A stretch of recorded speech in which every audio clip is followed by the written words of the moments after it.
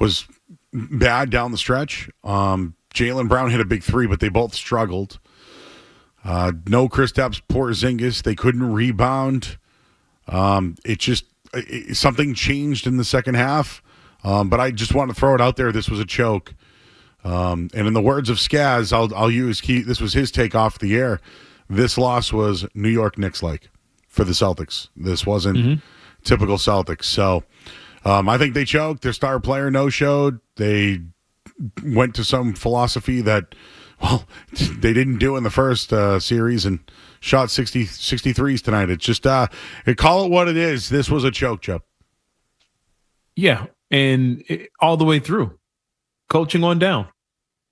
First half of the game. While I was waiting to come on, I had to look this up. First quarter, I think they made like 8 shots in the paint. First half, they took too many to count. If you look at the shot chart, loaded in the first half in the paint. Took ton of paint shots. Built a 20-point lead by going to the basket. They put 4 different Knicks in foul trouble to the point the Knicks had to put their bench in. Everybody was in foul trouble early in that game because they were attacking. They were going downhill. Even without Porzingis, they were still attacking the basket. You get to the third quarter. Take a guess how many shots they attempted inside the three-point line the whole third quarter. Just not made, attempted. One shot. Oh, I was going to say maybe under 5, but one? One. They took 1 shot inside the three-point line the entire third quarter. There's your ball game right there. That's it. They built the lead, getting downhill, going to the basket. The Knicks couldn't stop them from going to the basket without fouling. Brunson didn't have the energy to defend anybody. Towns in foul trouble. Bridges, Hart, everybody was just scrambling. They were in foul trouble. They had no answers for it. Celtics come out in the third quarter and take 1 shot in the third quarter. The entire second half of the game, the Celtics took 4 shots in the paint the entire second half. 4 shot attempts the entire second half of that game. They made 3 of them. Excuse me, 5 shots. They made 3 out of 5 in the paint the second half. That's the difference in the ball game right there. For some reason, the coaching staff said, yeah, I know shooting is not how we built this lead, but let's just we got a 20-point lead. Let's run it up now. Just go back to going to the basket. And they refused to do it. Coaches didn't adjust. Players didn't adjust. Complete failure by everybody in white tonight. It was a complete failure all the way through. I'll just double down on what you just mentioned in the fourth quarter, late in the game. Why are they settling for shots? Why not go to the basket with the Knicks in foul trouble? And with 24 seconds left, Jason Tatum. Again, I'm with Skaz, and I'm like, dude, I'd give the ball to Derek White. Like, I know in this league, Cerrone, I know in the league they give the ball to the star player late. It wasn't working. It wasn't falling. Like, it wasn't his night. It just wasn't. And I thought that White was hitting the big shots, and he basically gave the Knicks 5 seconds, didn't go to the bat, like bad shot, bad everything. I wonder if it was Missoula or Tatum or the combination of both, but that one play signified to me that, you know, they weren't on the same page late in the game there, and I think they were chucking. I think they were just trying to see what would work, and in the end, they went into overtime, and they lost to OG Anunoby and their big free agent acquisition as well down the stretch there. So Bridges and OG Anunoby who beat them. Yeah, and it happened because OG's a good defender. He's in the NBA because he's a defender. Getting 29, 30 points from him is bonus, big bonus. He was probably hit more threes tonight than he did in any game this season. That's found money for the Knicks. But what they were doing with Tatum in the fourth, they were playing the Celtics to take the 3. Yep. So with Tatum had the ball, they put OG on him, who's their best defender. He's strong, athletic. He's probably stronger and more athletic than Tatum and Brown. He's a real physical dude. That's why he's in the NBA. They put him on Tatum, and then they had a guy behind Tatum. I don't know if it was Towns or if it was Mitchell Robinson or another guard, a Hart. There was somebody always waiting for Tatum to drive. So in order for him to get anything free, there was 2 guys there. So Tatum would then swing it, and then they would get an open 3, brick. And the Knicks was like, we're going to keep doing this until they start hitting them. And they would not hit them. And all the simple adjustment would have been, okay, there's Josh. Who's Jalen Brunson defending? Oh, Brunson's on Brown? Brown, go get on the low block. Just post them up under the basket. That's all they did in the first half. You dump it down. You turn around and get a quick layup. The whole second quarter, Jaylen Brown went on like a 6-0 run by himself in the second quarter in the paint with Jalen Brunson on him. He didn't even dribble. Give it to him. He caught like an alley-oop under the basket, pull up in the lane. He finger roll in the lane. They had no answer for that. And instead, him and Tatum decided to dribble it from 30 feet out and played into the Knicks' strength. Like, what are you doing? And they just, nobody adjusted. Nobody made, no one was thinking anything. The pressure hit. They fell back on old habits, and it came back to burn them. You cannot miss 45 threes in a playoff game and expect to win. Or 46, whatever it was, expect to win the game. So I want to kind of focus on the game because as far as the series go, I still think the Celtics did a lot of things tonight that they should have blown this game out. Yeah, they should have beat them by 30. So that's why I say they choked. They choked. Yeah. They lost. They went away from what they do well. Everything you're saying, Cerrone, absolutely agree. The Knicks missed how many free throws tonight? Oh, probably shot 50%. Something crazy. They went from the free throw line 17 of 31. And the Celtics lost. Mm-hmm. Think about that. They missed those free throws alone. They should have won the game. But totally agree with you, man. What was that? Was it because during the regular season they outshot them by 39 threes? Were they using the analytics of, or did they want to get back to their shooting ways? To me, without Porzingis, this isn't an excuse for Jason Tatum. Mm-hmm. I'm just saying that he really had to carry the load as a big. And I think it affected his game in the second half. And I'm not making an excuse. Tatum does this every night, right? He has double digits when it comes to rebounds and whatever. I think that the energy that he used to be a big tonight took him completely out of his game. But 16 rebounds, he had to become a big late, and they got beat on the boards a little bit. Overall, they did very well on the boards, the Celtics. That's what I mean. They did well on the boards. They did so many things better tonight except close the game out and do what they do. So I don't want to give Tatum a pass for what happened tonight, but I think that's what happened to him. He just was a no-show because he was doing everything else. Yeah, and I think one thing I would look at, too, I don't know how long he sat. Tatum had an incredible first quarter in this game, and then he comes out in the second quarter, Celtics went on their run, but it looked like Tatum lost his rhythm. And then even when he came back in the game in the third quarter, he didn't score, but I don't think he took that many shot attempts. He was out there, but he wasn't being aggressive with the ball. And by the time the game got late, now you're into playing 40 minutes. Legs were gone. You're rebounding. He was down. He was killing on the glass. But OG was being aggressive. He was defending OG. He was worn out. And they looked like a team, even when the game started, they looked like a team that hadn't played in a week. That's what from across the board. Porzingis missing his shots. Holiday missed some layups down low. Derek White missed some shots. They were missing easy ones early. In first quarter, Jaylen Brown looked like he wasn't in it again. Yep. And then he finally got it going in the second quarter, but they all came out like they haven't played in a week or like they had it in the bag. We got this. This is easy. This is light work. And it kind of fell back on, well, this is what worked against them all year. Let's keep jumping up threes. We'll get it. But they haven't played in so long in real game action. They had no rhythm. They had no legs. And as bad as they played, they still had a chance to win this game. They had a lead with a minute left, whatever it was.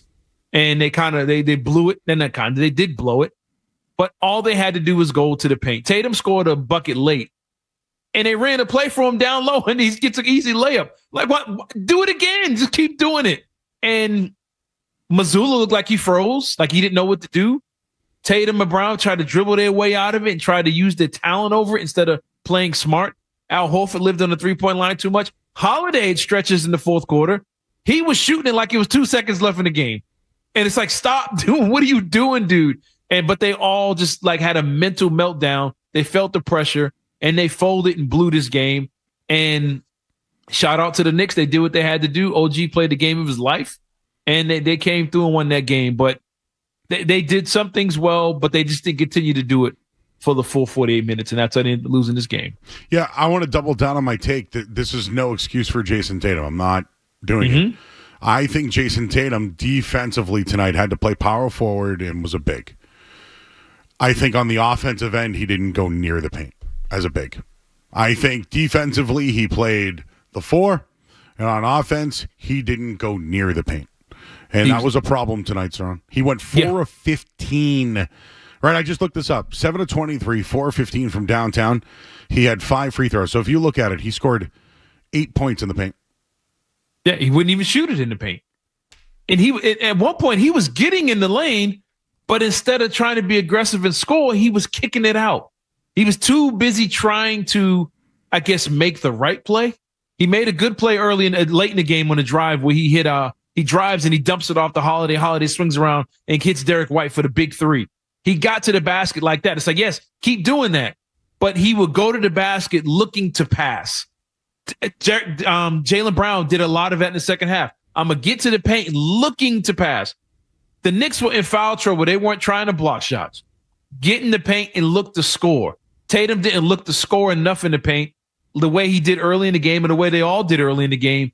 And it's just the way they did against Orlando. Against Orlando, the best defensive three-point defense in the league, they said, we're not going to force it. We're going to get to the basket, get to the foul line. In one game, Tatum goes 12 for 12 from the foul line by going downhill. They have the ability to do it against a weaker defense in the Knicks, who Towns is on the bench with fouls. Hart's got fouls, and they didn't go downhill. 63 pointers, Joe, is ridiculous. And when they hit 40, Missoula should have looked around and said, you know what? That's it, guys. No more. We're going to get in the paint, get these guys in foul trouble. We're going to shoot free throws the rest of the night. And they refused to do it. I can't explain why. They just all collectively refused to go to the paint and get to the basket. And Tatum led the way. He's just as much blame as anybody else. Yep, no doubt about it. We're reacting to it. 617-779-0985. Yeah, Tatum tonight, fourth quarter, no show. I, again, can give you the numbers of how he's been clutch in his career tonight. In game one of a big stage, was not. He truly struggled tonight. He's gonna hear it. 45 threes the Celtics missed tonight. I just wanted to throw this one at you too, Cerrone, real quick, and then we'll take some calls. But the 63s tonight, I think, was egregious. I'm normally on the Missoula ball. When they shoot the three, they beat everybody.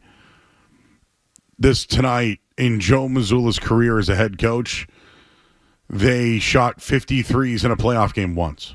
It was versus the 76ers 2 years ago. Mm-hmm. They went 20 of 51, almost 40%. Yeah. This tonight can't happen again. This is out of the ordinary. I know we've seen it during the regular season, but in a playoff game, the last time they shot 50 or more was 51, and they shot at 39%. When you shoot 60 and you're at 20, that's the problem. Yeah, you took 63s, but you only took 97 shots total, and that's including overtime. You went to overtime and still didn't reach 100 shots, and 60 of them were threes. Now, think about this, Joe. They took 63 pointers and still shot 26 free throws. Imagine how many free throws they would have shot if they would have went to the basket. The Knicks had no choice but to reach and foul because they can't defend these guys one-on-one. They can't defend the Celtics when they drive. They were still in foul trouble. The Celtics still shot 26 free throws. They were 22 of 26, 84%. Celtics on the glass, 59 rebounds. They were dominant on the glass. The Knicks had 49. They out-rebounded the Knicks. They got to the foul line. The Knicks got a lot of free throws, but remember, the Celtics were fouling Mitchell Robinson on purpose to sit there doing like a hack-a-shack thing with him. And it kind of backfired because it put Cornette in foul trouble. But they sent the Knicks to the line on purpose. The Celtics got to the foul line, made their free throws, but they took 60.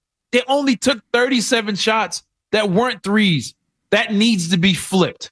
They need 62-point attempts and 37 threes. That's how they got by Orlando, and that's how they'll get by this Knicks team. And if you get in the paint, the threes will open up later on as the game goes on. It's almost like the lack of hitting shots from three affected all the rest of their game. Their defense, they looked lethargic. It didn't look like championship basketball. It did early on, though. That's why I'm not going to sit here and tell you. Third quarter. I'm not going to sit here, Cerrone, and tell you that, hey, I think they still win this year. I do. Tonight, we can be critical because this was a big moment. And it wasn't good. We'll react to it. We got to go to break. My bad. I see guys lined up on the phone lines, and I got to take an L tonight because something happened that hasn't happened yet. And it finally happened tonight. We'll do all that coming up next. I see your phone calls. We'll go to you guys next here on the Sports Hub. You're listening to Joe Murray on 98.5. You're listening to Joe Murray.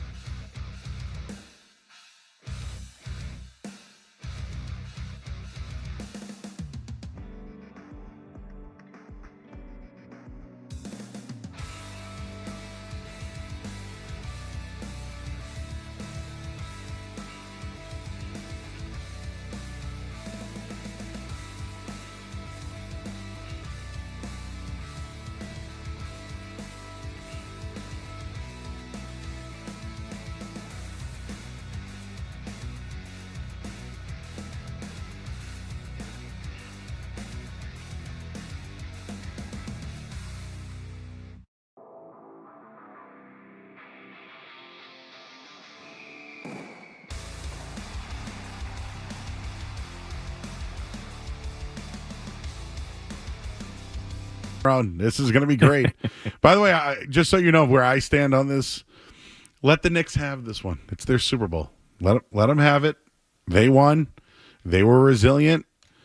They they made the plays that they needed to make tonight to win the game. The Celtics didn't. And I'm going to allow the New York Knicks fans to have this one, Cerrone. Are you down with that? Oh yeah, I figured they'd get one. I didn't have the Celtics sweeping this team. I figured the Knicks would get one. Look, if I'm the Celtics, I know you're mad that you lost this game, but you have to look up and say, man, we missed 45 threes and we had a chance to still win this game. We should have won this game, even missing like that.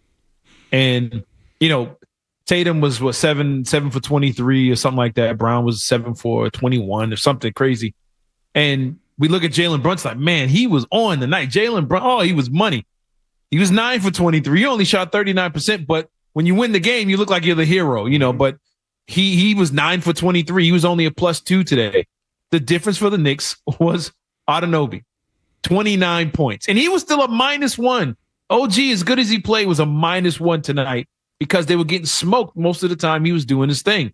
And it's small things here or there, but you can't shoot 63-pointers and miss 45. You can't take like, for example, Derek White, as good as he played tonight, Derek White was 6 for 18. It wasn't hot. He had 19 points, 6 for 18, whatever, 11 rebounds, which is huge for him.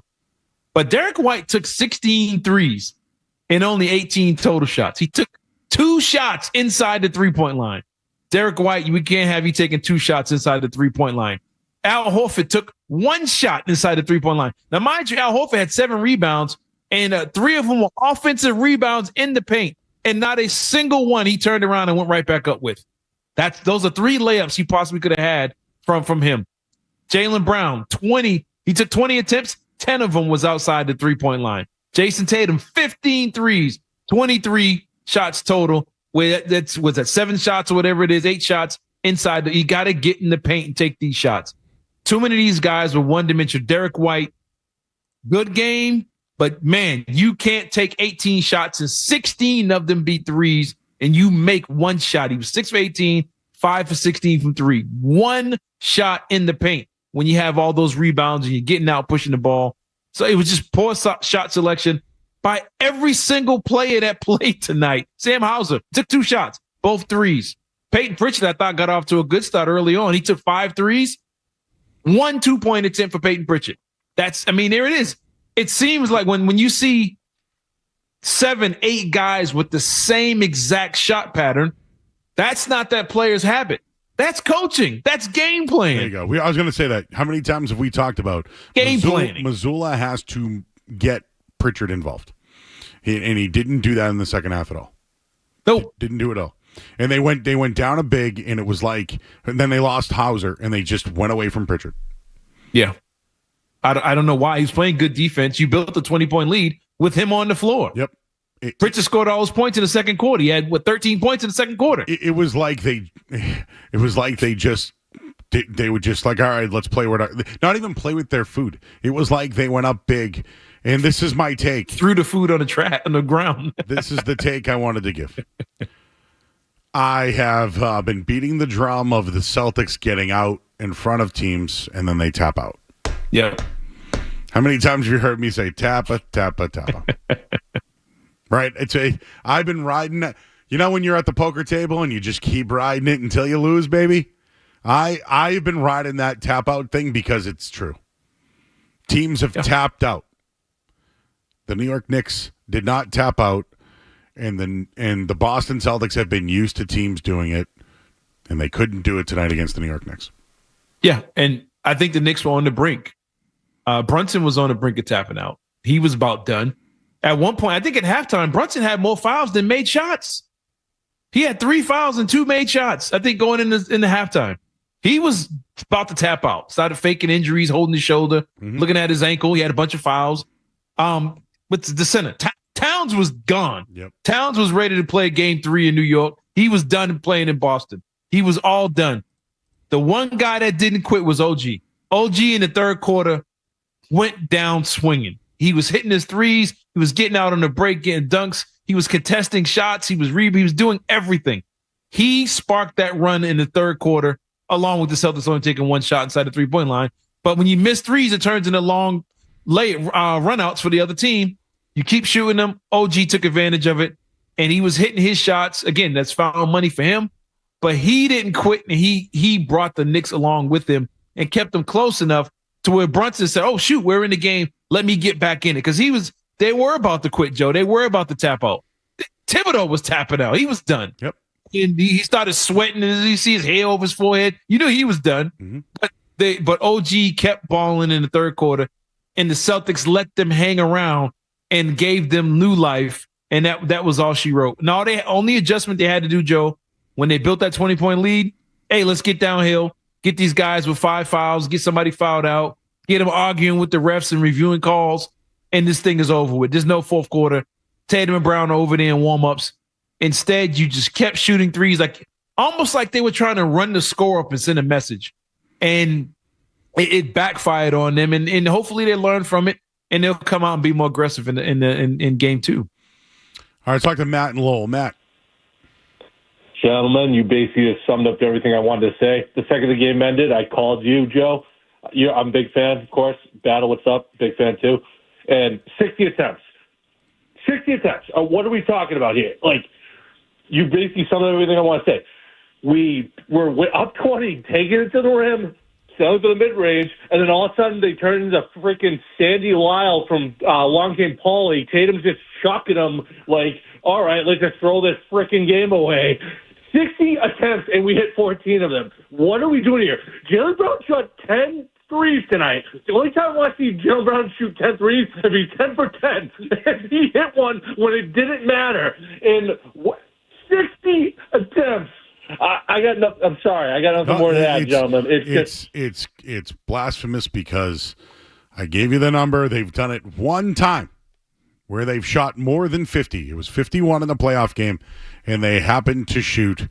What was the percent? I'll pull it up one more time. Again, it was against the Philadelphia 76ers. It was 45% or something. 39.2%, 20 of 51. But that's what I mean. You can take 51 shots when you hit almost 40%, right? Yeah. I mean, it's 15 out of 60, and they all they had to do was stop doing it and drive. And at one point in the fourth quarter, they were driving, getting to the lane, and then turning around and kicking it back out. And by doing that, it got they did it so many times. When an NBA team, I don't care if it's the Washington Wizards or the Utah Jazz, teams at the bottom, they're NBA players, they're professionals, they've seen a ton of basketball. When you do the same thing 60 times in front of a team, when you drive to the basket, Jaylen Brown, fourth quarter, drives to the basket, instead of shooting in the lane, he turns around to kick it out. And the Knicks players were anticipating it, and they were standing there ready to catch it like they would have catch and shoot guys steal over and over again. Tatum got lucky. A couple passes got through, but they ended up missing them. But the Knicks were reading it because they was expecting the Celtics to drive and kick it out. They were playing the kick out. It's okay, if they're playing that means there's no protection at the rim. You get in the paint, take the push shot, the float, they're fouling, whatever. But they got predictable, and that's a Thibodeau defense. They're going to recognize it. They're all smart. They're all physical. They're good players, and you played into their hands. You missed 45 three-pointers and still had the lead with a minute left. Yep. You can beat this team. You're light years better than them. You just have to play smart down the stretch. Agree. I want to commend the New York Knicks for what they did tonight. They were persistent. They didn't give up. They didn't tap out like every other team. The Celtics were still in it late. They forced overtime. They lost by 3 points in overtime. And they shot 63s. It's happened once, so 50 or more, and just to double down on what you said, Cerrone, they made 41 twos in that game. So, to your point, reverse that thing a little bit, right? Yeah, that's it. Flip it around. Take 60 shots in the paint. In this game, you win by 35. You blow this. If they build a 20-point lead and then just start driving to the best, I hate to cross sports here. This is a football team. You're up 28-3. Run the football and go home. But no, you go out 5 wide, run a no huddle, and it's you keep throwing interceptions and wondering what's going on. Celtics kept turning it over. They kept fouling. They kept leaving Brunson on an island 1-on-1 with Horford. But I give them credit. Late in the game, they kind of figured it out, and they started sending kind of a double team. And I'm screaming at the TV, double team Brunson. and make Hart or one of these other guys who ain't doing nothing beat you. And they started doing it, but they just could not make their shots on the other end to make the Knicks pay for it. But hopefully they're all sitting there on their way home, like listening to us like, yeah, we blew it. We had this one. Couple more layups here or there. This game's 26, 27 points. It's over with, and they're not even fighting in the fourth quarter. But the Celtics, they blew it. They shot themselves in the foot, and they deserve all the smoke they get over the next 2 days. All right, let's hit the headline here. You guys have heard from us. The phone lines are absolutely loaded, Cerrone. We'll go to the headline, and then we'll go calls up until the top of the hour here. Cerrone Battle, I'm Joe Murray, 98.5 The Sports Hub. Sports Hub headlines. Presented by Celsius Energy Drinks. Celtics lose game one of the semifinal, 108.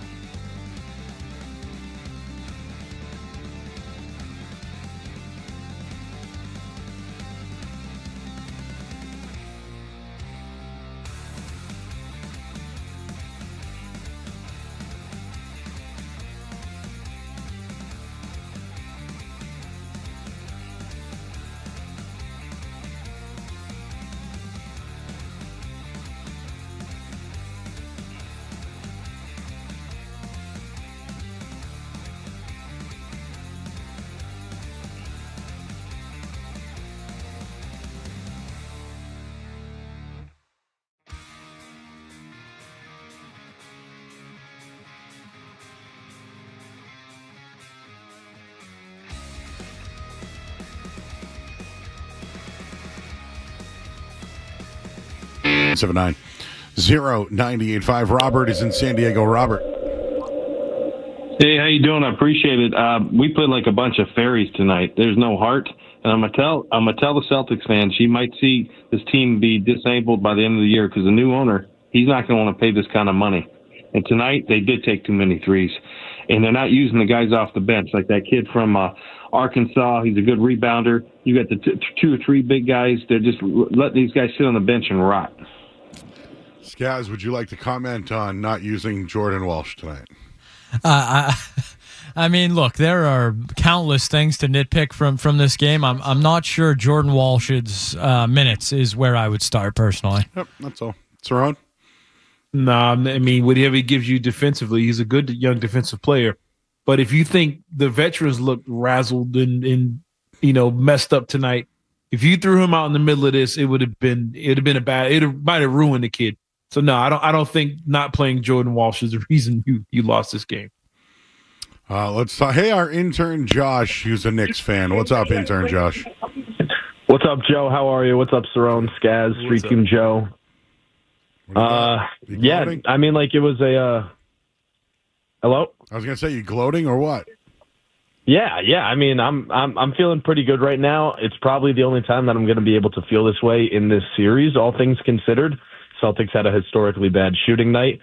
I'm not too happy personally about seeing the Knicks fans on social media like going crazy and everything. Like, can we chill out, please? Because it's not like this one was kind of stolen by the Knicks. This was a bit stolen by the Knicks. Obviously, they played well down the stretch, but the Celtics to miss 45 threes and then to still take them to overtime, the Cavs would have blown them out by 30 if the Celtics played like this against them. So I'm happy with the win, not too happy with the performance. Still think that there's a chance that it could be Celtics in 5. I do have another point though. I think that playing in Madison Square Garden is somewhat of a blessing and a curse, all things considered. I know that we're not there yet, but everybody's saying, oh, the Knicks could go back to MSG with a split. That's a great thing. No, it's not a great thing in my opinion, because I think that the opposing team's best player normally plays their best in Madison Square Garden. Historically, you look at guys like Kobe, Michael Jordan, LeBron James, and even Jason Tatum when he plays in the Garden. These guys step up to the plate and they hit a home run normally. And all things considered, I don't think that the Knicks have what it takes to even stick with the Celtics when they're not shooting historically bad. So, I'm happy about the win. I'm just not happy about the performance necessarily. Thanks, Josh. Appreciate you. Yeah, hey, listen, I think the Celtics blew the game and beat themselves, but at the same time, New York hung around, stayed in it, did the things they had to do, and I give them credit for tonight. Yeah, and I had to look it up. This reminded me of a game from last year. I couldn't think of where it kind of came. Instead of game 1 last year, remember first round, game 2 against the Miami Heat. Celtics went cold from 3. They were supposed to sweep the Heat. They went cold, and no Jimmy Butler was out there, but Celtics were heavy favorites. And our old friend Caleb Martin had an OG kind of night, 20-plus points. He was hitting everything. Miami came out there, was making their shots. Celtics couldn't make their threes. They didn't take 60 of them, but they still shot a really low percentage in that game. And people forget, one of the few games they lost last year was to the underdog Heat because they went cold from 3 and the Heat made their shots down the stretch. And they had found money from Caleb Martin and their bench. And the Celtics went through it last year. Celtics ended up going on the road to Miami, and it just basically destroyed them, even with Porzingis getting hurt. The Heat had no answers for it. And I see a similar thing happening here because it takes, in order to beat the Celtics, you have to do so many things right, and the Celtics have to do so many things wrong, as we saw tonight.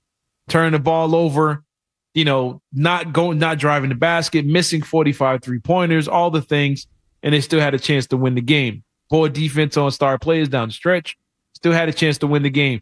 So I expect the Celtics to win game 2. I expect them to be heavy favorites again. But look, is OG going to give you 29-30 again the rest of the series? I doubt it. But you have to keep the game far enough away to where he's not affecting you or these role players aren't burning you. And it's we've been here before. It just happened in game 1. Celtics were off for a while. They came out flat, never really recovered from it. I expect them to be a lot better in game 2. And the Knicks to be a little more tired because they just got out of a series. Let's see what the Knicks energy looks like game 2 and see if they're more fired up in the second half than they were today, especially after stealing one. Let's see what kind of energy they bring game 2. Moses in Queens. Moses. Hey, how y'all doing? Good. All right. It's crazy. As soon as they went up by 20, I closed my TV. I was like, man, I'm done.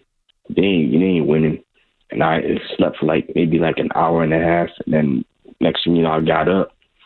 Down the line, I opened my. I'm like, okay, the game is over. Let me see what the scores is looking like. And I found out they won in overtime.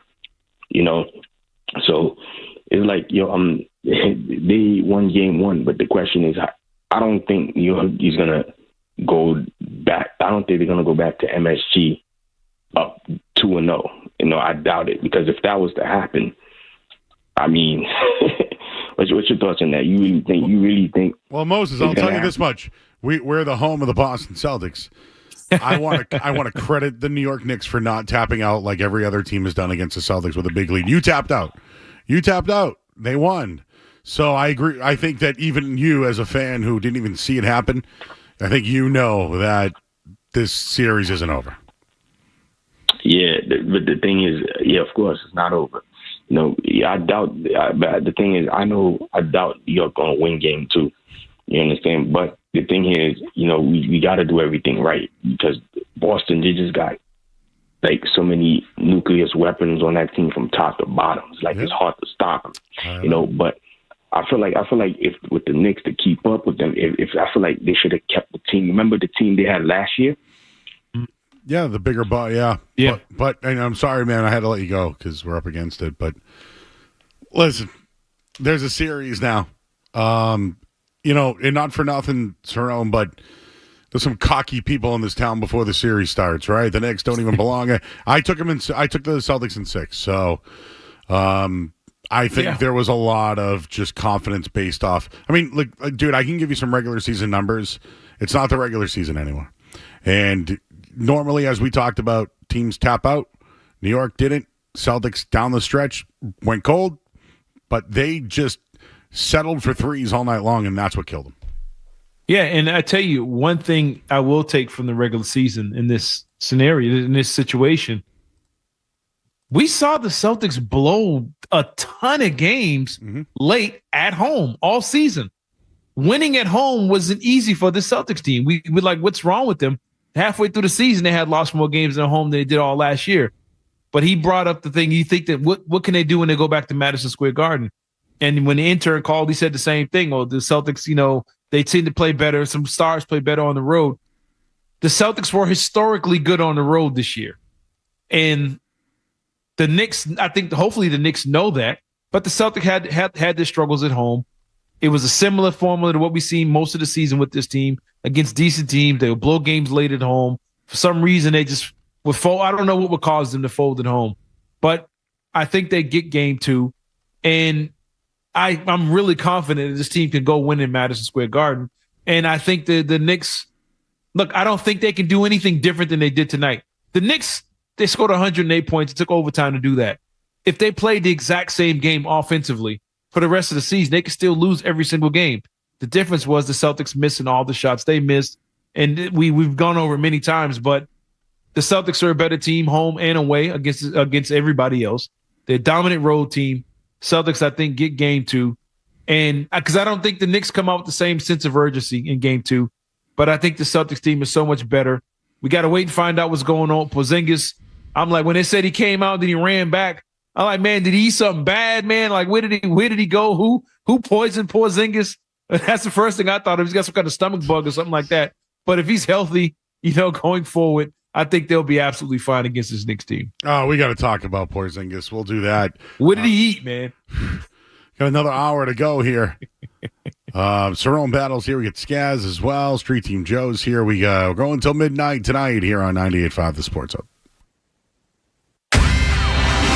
Don't go anywhere. There's more Joe Murray. On the way on 98.5 The Sports Hub.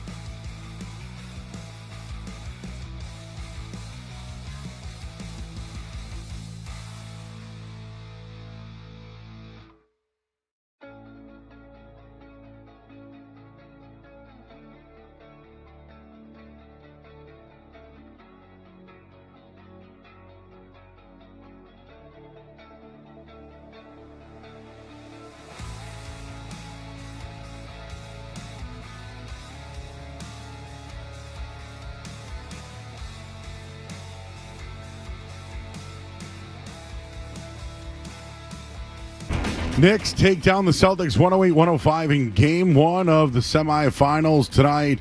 It went into overtime. OG Anunoby, 29 points. Jason Tatum had 23 and 16 rebounds, but struggled in the fourth quarter tonight.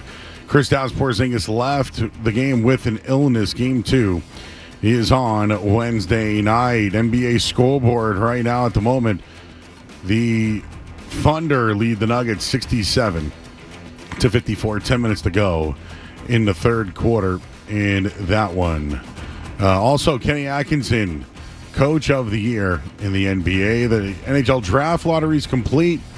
Bruins will pick 7th this year in the draft. The Islanders, they get the number 1 pick. And NHL playoff scoreboard right now, Leafs, they got the 5-4 win over the Panthers tonight to lead the series 1-0. Headlines, they are brought to you by Awaken 180 Weight Loss. Give yourself a goal of losing 40 pounds by the 4th. It's doable, it's easy, and your summer self will thank you. Awaken180weightloss.com. I'm Joe Murray. To us, Boston pride runs deep. I'm a Bostonian! This is Boston's home for sports. Bow, bow, bow! 98.5, the Sports Hub.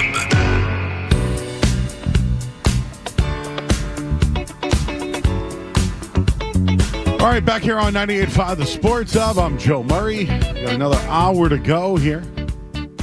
Cerrone Battle hanging out. So the Knicks grinded away a win tonight. They grinded out the Celtics in overtime.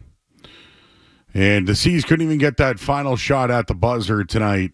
Your thoughts on Joe Missoula, Cerrone? Because to me, I just think that there was not much coaching going on in that second half. Not at all.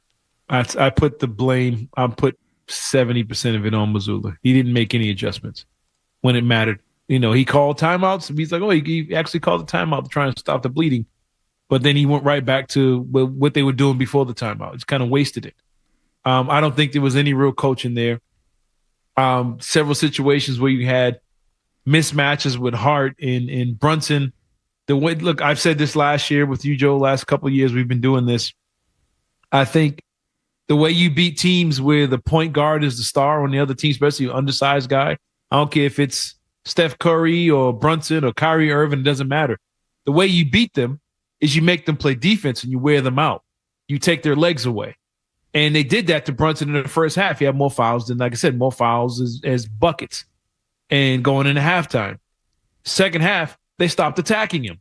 And guess what happens in the fourth quarter? He gets his legs back. He has energy. He's feeling fresh. He's good to go. The minute he hits 1, 2 threes, I'm taking him on the low block and making him play defense. I'm running him off screens and attacking.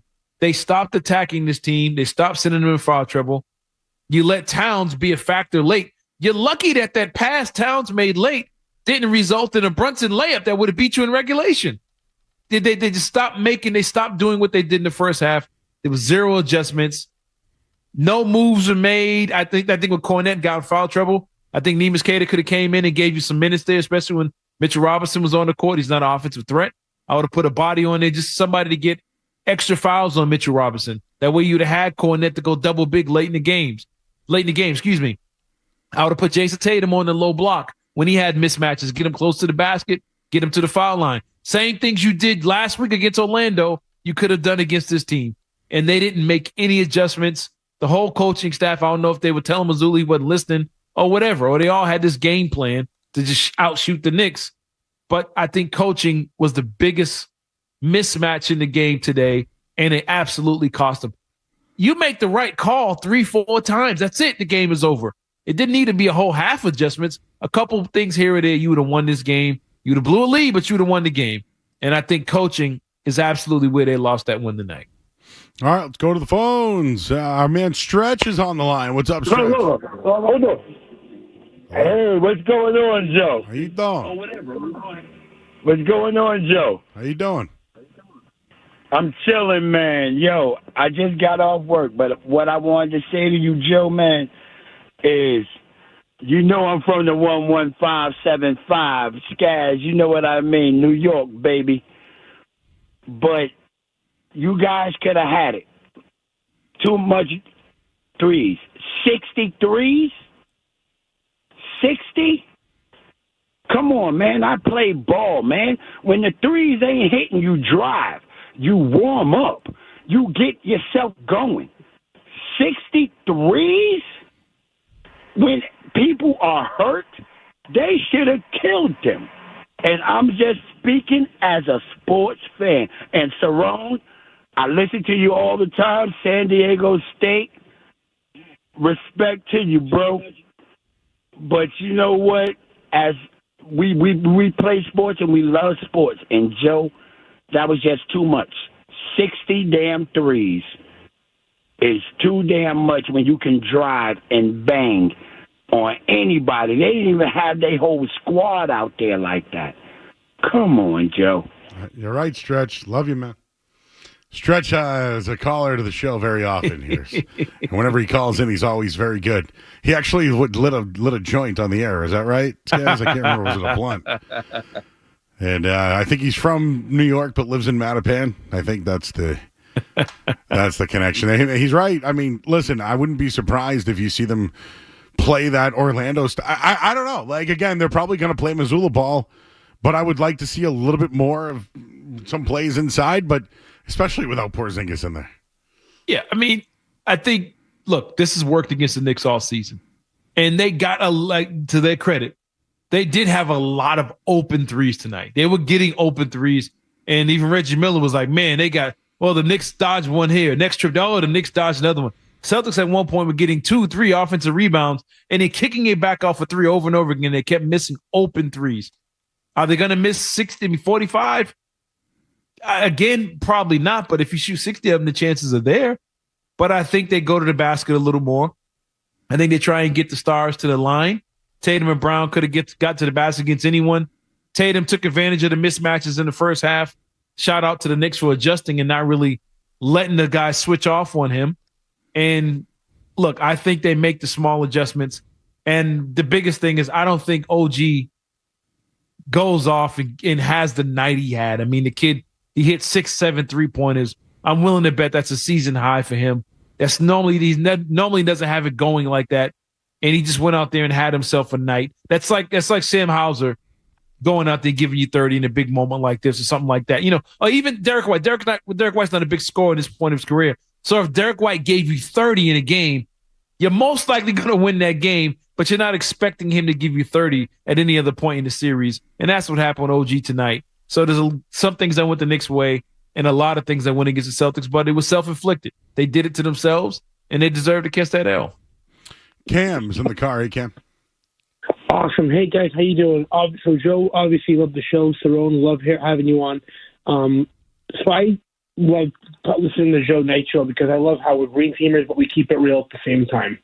I want to just point one thing out, as you guys did piggyback off of it. The Celtics missed 45 three-pointers. Okay? I want you guys to hear how crazy this sounds.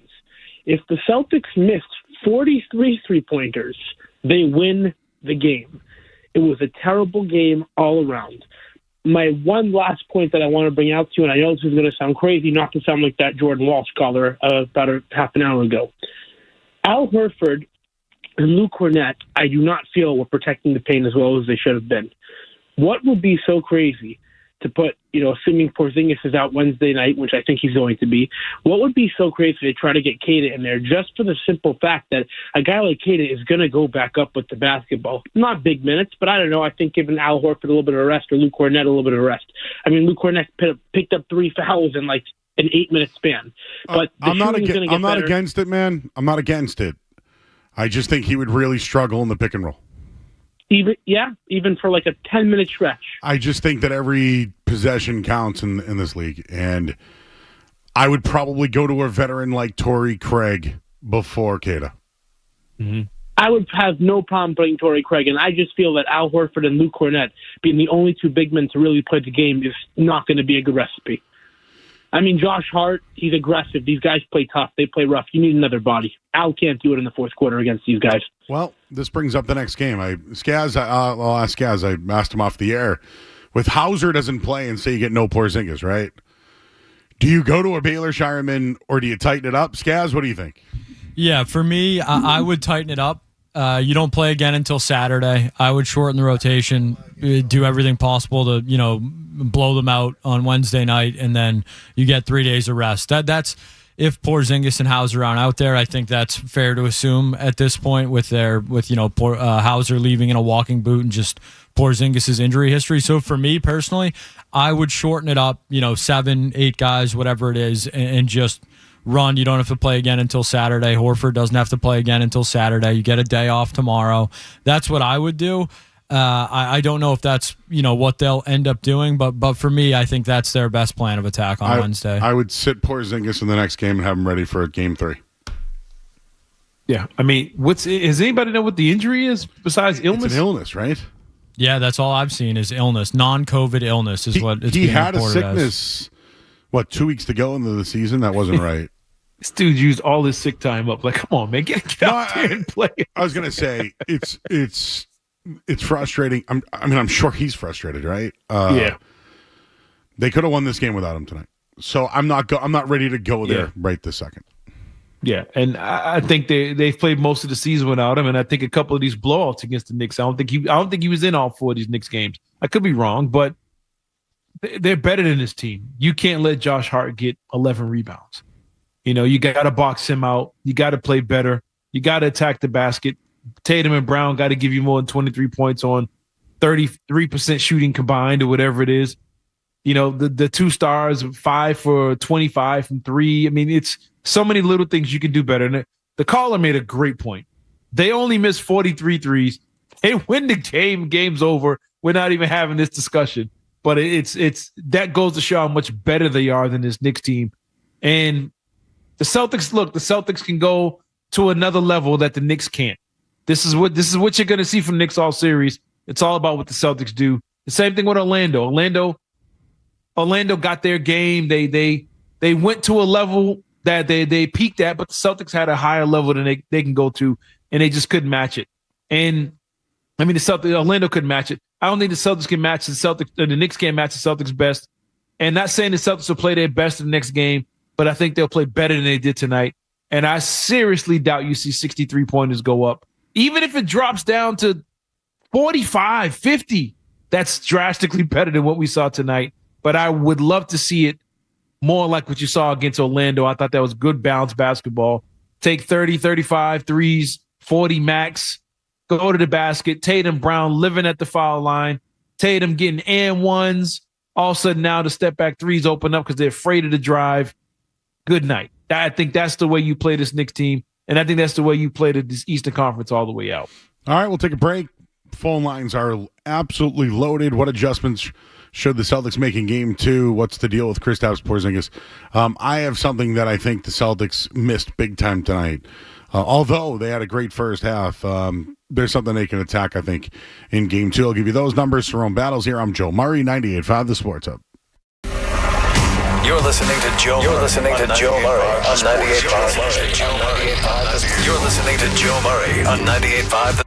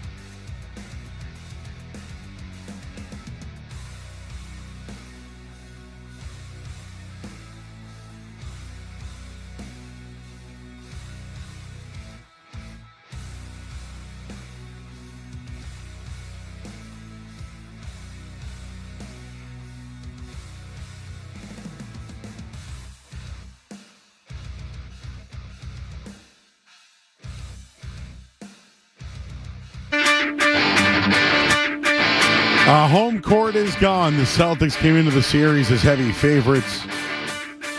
They lose game one. So what are the odds right now? Well, taking a look right now, according to DraftKings, the series odds have went from 800 to 300. So you can save $500 for Boston to win the series. New York is plus 250 now to win the series. And the over-under was under 5.5 was minus 140. Now under 5.5 is plus 200.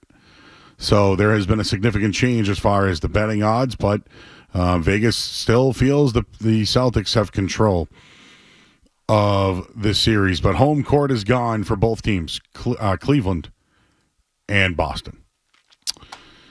What do you think about that with both teams there? Cleveland lost game one. I thought the Pacers looked great personally, but I still think the Cavs, I've always said that the Pacers would be the toughest out for the Celtics. Yeah. I still feel that way. Well, I tell you, the same thing happened to the Cavs. It happened to the Celtics. They just, the stars couldn't. What's this? I can't think of Donovan Mitchell. Ice cold from three in that game. Ice cold. Couldn't buy a three, and they just kept shooting threes.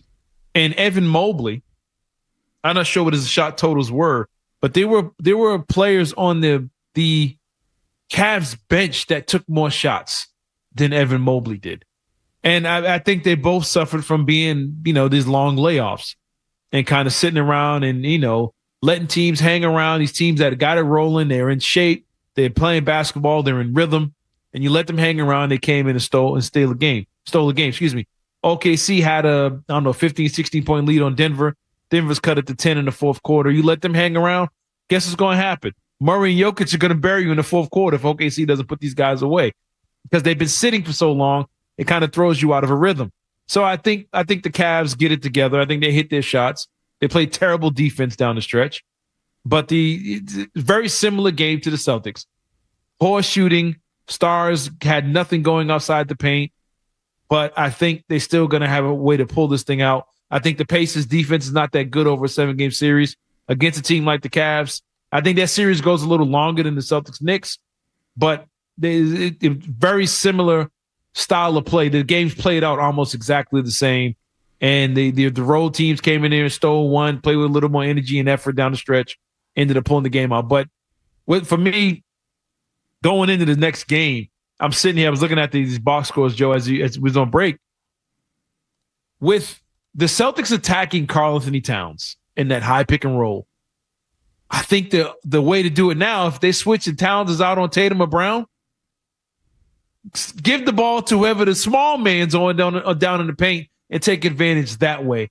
And I'm doing everything in my power to get Jalen Brunson out of the game. You take him out of the game, you steal the Knicks' heart, and they go home and just give up. I think that's what you have to do. But the Celtics, Brown and Tatum kept trying to make Mitchell Robinson and Karl-Anthony Towns dance from 30 feet away. Okay, you beat him. Now you need 5 more steps to get to the basket, which means another Knick can step in front of you. When the switch comes out, give the ball to whoever's down low, let them take advantage and get the mismatch on their end, and you would dominate this team. Take 60 shots in the paint. This series is over with, but we'll see what Missoula tries to do. All right, let's talk to Matt. He's in Malden. Hey, Matt. Hey, first of all, thank you, Cerrone, for appropriately putting like 70% of the blame on Missoula. The complaint I want to raise is, aside from the threes, is given that we were feasting with Cat on the bench with foul trouble in the second quarter, and Brunson was getting into foul trouble to close out the first half, why didn't Missoula have the guys come out of halftime intentionally getting the ball on every single possession to whoever Cat and Brunson were covering to draw more fouls, get them back on the bench? Once again, Missoula lacked the feel for the unique flow of the game. Agree. Yeah, that's all they had to do. Once it pushed to 20, all they had to do was seek out the stars. He even said at postgame that they were not in their range, and he wasn't upset about the shots. He was upset about the range, I guess, is what he said. Was that? I'll get you the exact quote, but I rolled my eyes. Where is it? Right here. I got the quote here or whatever. What did he say? I'll find it again. But Oh, Joe Missoula, very matter of fact in the OT loss, says the Celtics took a lot of good threes. Acknowledged some could have been better after missing 45 of 60. Talks about a process. Now they just need to be process-oriented, is what he said. Yeah. I mean, you can say how you want to say it. You took too many threes. He should have went right in the locker room and started scratching his head and said, look, guys, my bad, guys. My fault. I should have made the adjustment. And these guys are veteran enough to make the adjustments too. They need to walk to the sideline and say, hey, coach, this isn't working. Let me get this guy on the low block. Let me post up Brunson. Let me post up Bridges. Let me post up Hart. Hart's in foul trouble. Hart had a hand injury the whole second half, and they still didn't go after him. And he wasn't even, at one point, he wouldn't even shoot the ball. He had a play early in the game. My kids busted out laughing. He had a wide open 15-foot jump shot, and he jumped to shoot the shot and still tried to pass it midair to Towns. The Towns wasn't even looking. He just throws it out of bounds. He was refusing to shoot the ball, and the Celtics never took advantage of it. And I'm looking here, first half of Jalen Brunson. He had made 3 shots. He had 3 fouls.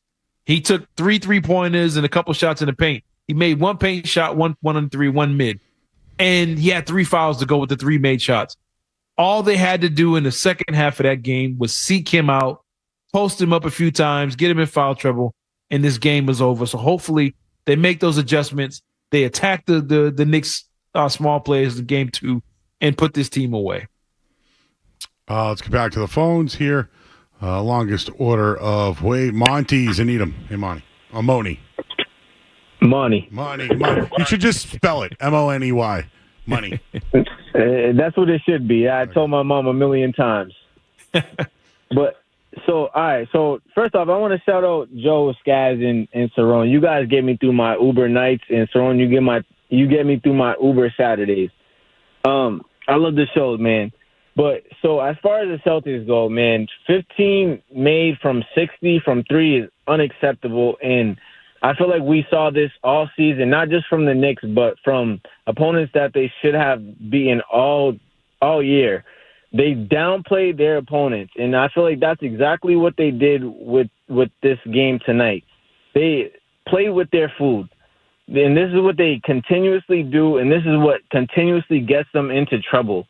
And I'm honestly sick of it. They try to take the easy way out, which is take threes, and towards the end of the game, you saw a couple plays where Jaylen Brown and Jason Tatum tried to drive to the rack, and they missed, but they were good takes.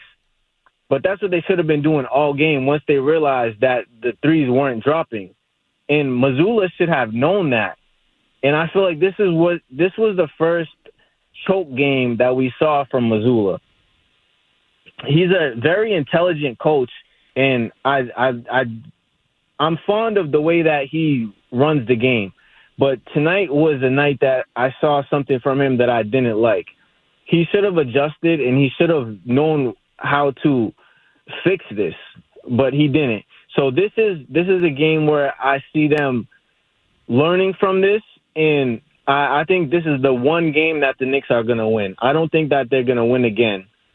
And just as how we saw from the Magic series, that defense was impeccable from the Magic, and they knew how to adjust. Missoula didn't do that tonight, and neither did the Celtics. Neither did Tatum, neither did Brown. They just kept shooting threes. They just kept throwing them up. And hopefully they recover from this game. And that's all I got for you guys. Appreciate it. Appreciate you, man. I'm letting the Knicks have this one tonight. They played better. They won. Celtics didn't deserve to win. Anything else? Do we lose Cerrone? Sorry. No. Yeah. I'm sorry. They got outplayed. They got out hustled. Knicks beat them to every loose ball. You had Hart with a bad hand, giving you 11 rebounds, keeping possessions alive. Towns was a factor late in the game, but he hit a couple shots here or there, good passes. You just got outplayed, and OG outplayed you. And I can't think of the kid's name. There was a kid off the bench for the Knicks who gave him 11, hit a couple threes in the game as well. You know, you got outplayed. And the biggest thing, you mentioned it early, Joe. Peyton Pritchard was on pace to light it up tonight, and you didn't see him in the second half. You can't have that. You cannot have Peyton Pritchard not being available in this game late. He had that one turnover late. I do give him that, but I don't think he was utilized enough in the second half of this game the way he was in the first half. All right. While we take a break, we hit the final headline of the night. See you guys lined up. It's you guys the rest of the way. Cerrone's here. I'm Joe, 98.5 The Sports Hub. Sports Hub headlines. Presented by Celsius Energy Drinks. New York Knicks win 108-105 tonight in overtime over the Celtics, taking game one. They got 29 points from Jalen Brunson and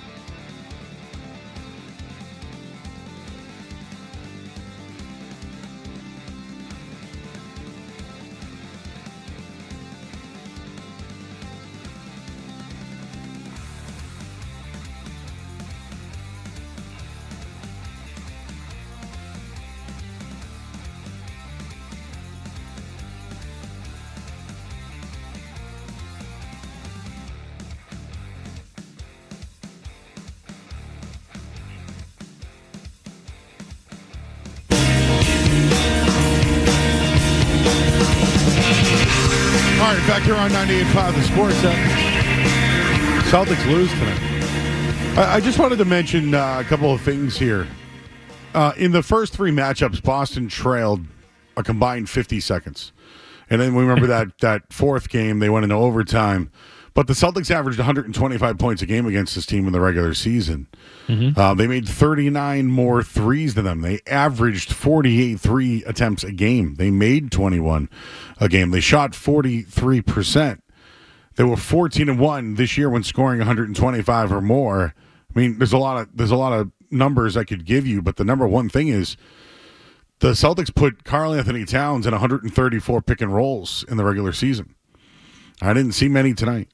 As for ball screens, they put Jalen Brunson in 31 in all their matchups. It was the fifth most this year against them.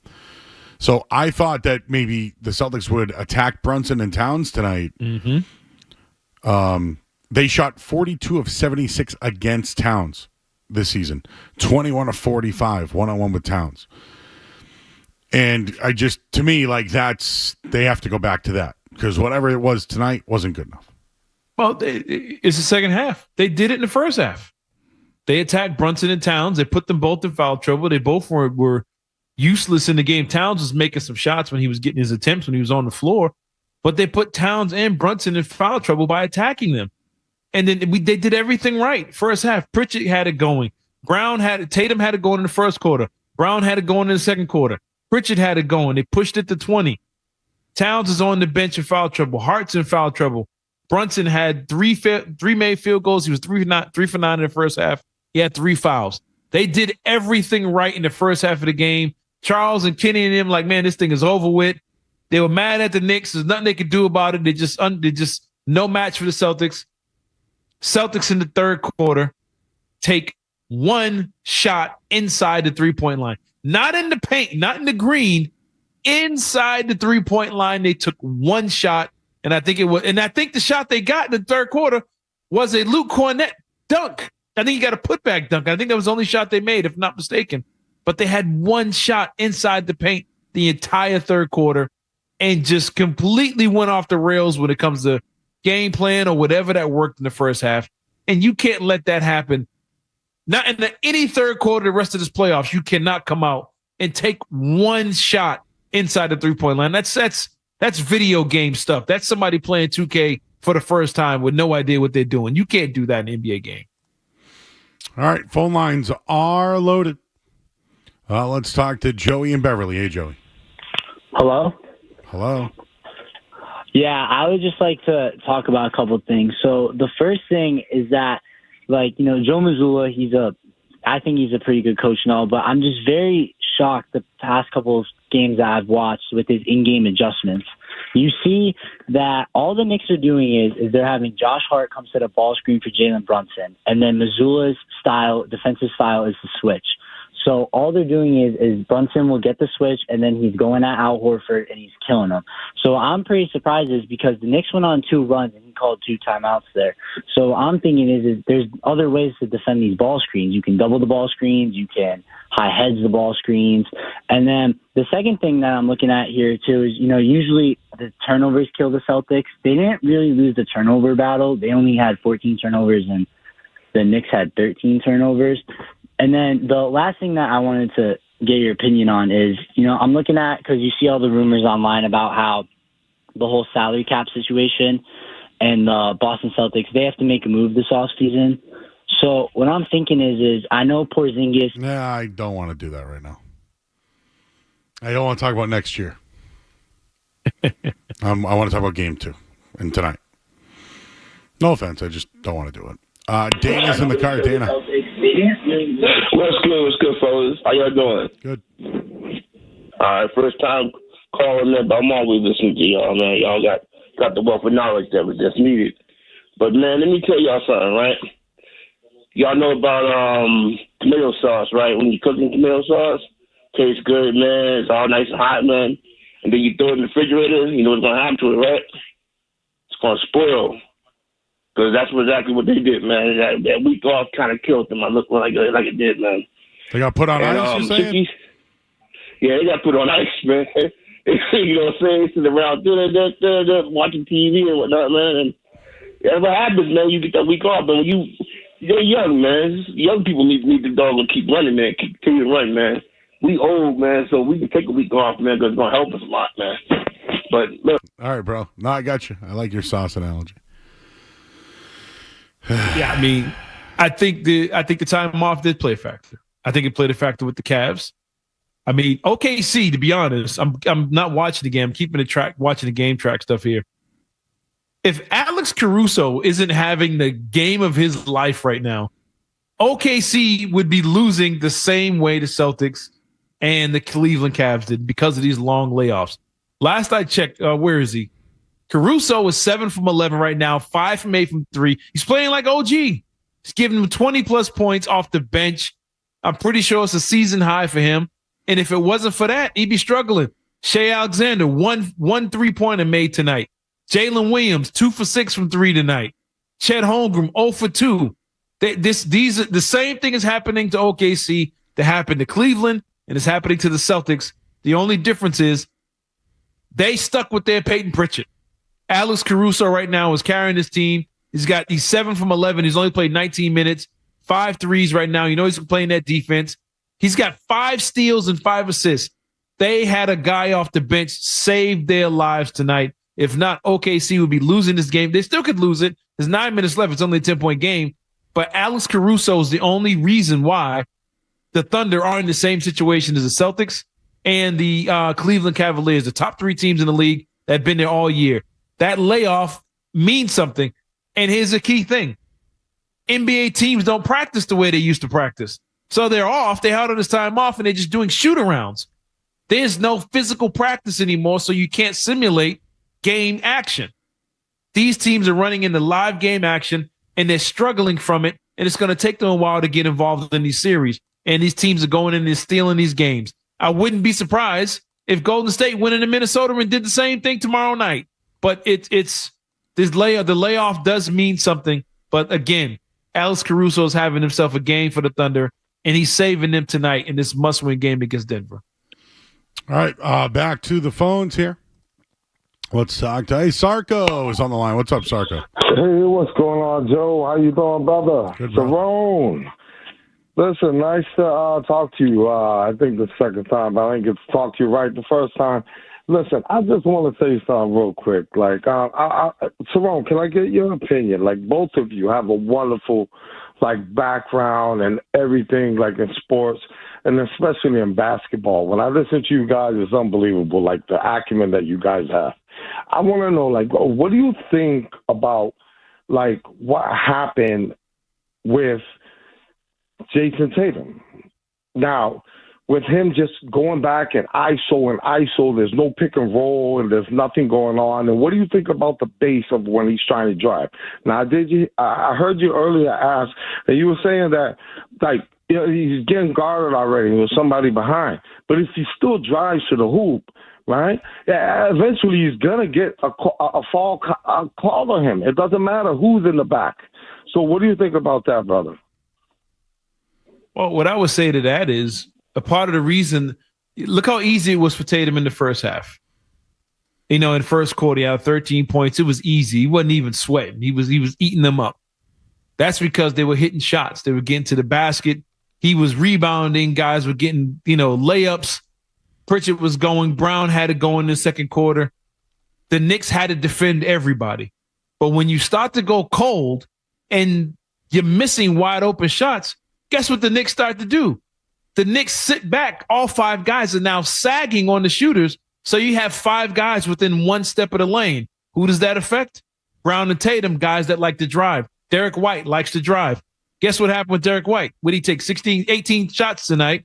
Only 2 were inside the 3-point line because he couldn't drive. There was no driving lanes because they weren't hitting the threes. When you don't hit the 3, you can't space the floor. So the defense is sitting in the paint. So when Tatum tries to drive, he going to sizzle that first dude. But now there's a second guy there. Now he has to turn his back to that guy. He's almost getting double team trapped. He has to make a tough pass. And then they miss a wide open 3 again. The Knicks is going to keep repeating it. And when you miss 45 threes, the Knicks are like, man, you can almost predict what's going on. And they took that away. They took the driving lanes away from Tatum. and they were able to get up underneath them because they know nothing was going on behind them. So it makes the threes tougher to take. Driving lanes are taken away. Look, a lot of things go bad when you miss 45 3-pointers. It throws the spacing all off. And the Knicks, one thing about Thibodeau team, they're going to play defense. OG's a good defender. Bridges is a good defender. Hart is a good defender. Towns is a good defender. Mitchell Robinson's a good defender. This is what happens when you don't hit shots. The defense can't respect it. If the Celtics were hitting their threes, guess where Karl Anthony Towns is? He's all the way on the 3-point line defending Al Horford. If Brown's hitting his threes, Hart is all the way out there on Brown. Now Tatum and Brown and Holiday and White, they got these wide open driving lanes. They're getting dunks in the lane like they were against Orlando, but that didn't happen tonight, all because they went cold and couldn't hit their shots. When they hit their shots, Tatum and Brown had it easy. When they didn't, those two guys struggled. It's really that simple. All right, Cerrone, we'll wrap things up here on the other side, taking you up until midnight. I'm Joe Murray, 98.5 The Sports Hub. Don't go anywhere. There's more Joe Murray. On the way on 98.5 The Sports Hub.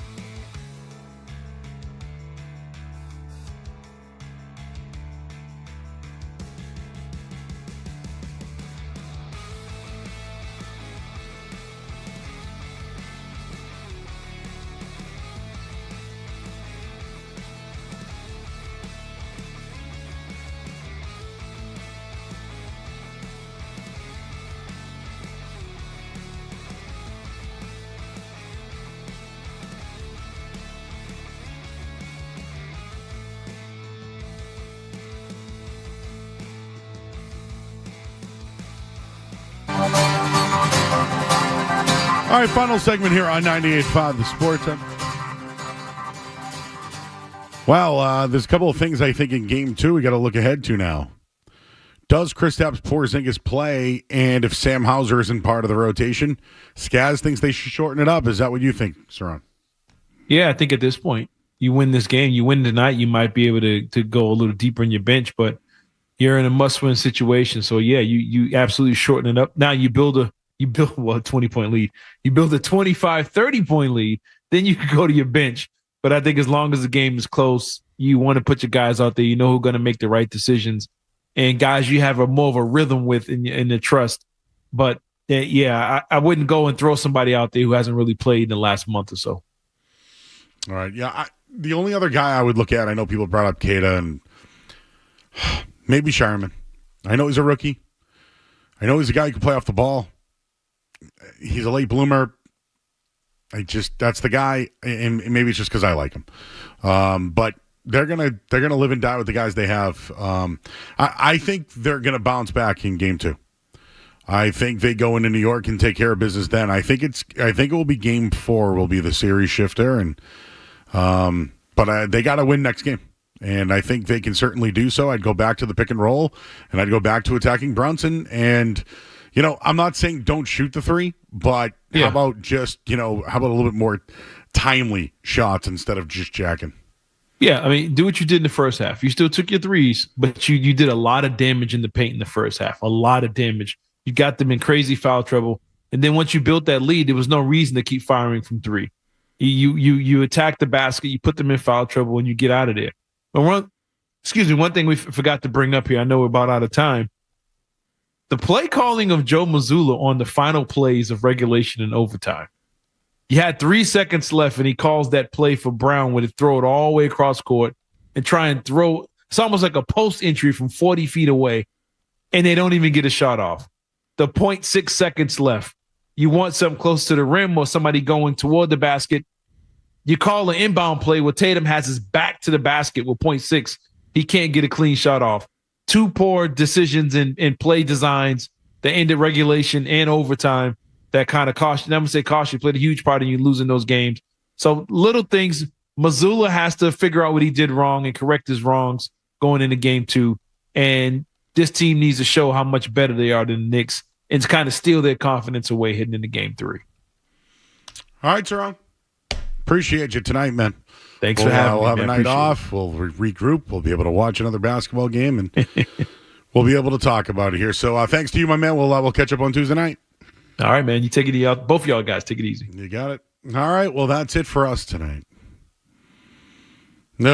Tough one. Tough one here for the Green. Jason Tatum, no show. Team choked. And the New York Knicks did not tap out. I have been tappa. And New York certainly did not do that tonight. All right, that's it. Thanks. James Caramazino, excellent job. Street Team Joe, thank you, sir, as well. We're back here tomorrow night for a full show. We got guests, everybody. You don't want to miss it. We'll react to this game. We'll give you more statistics. We'll get into everything else that's going on as well. I'm Joe.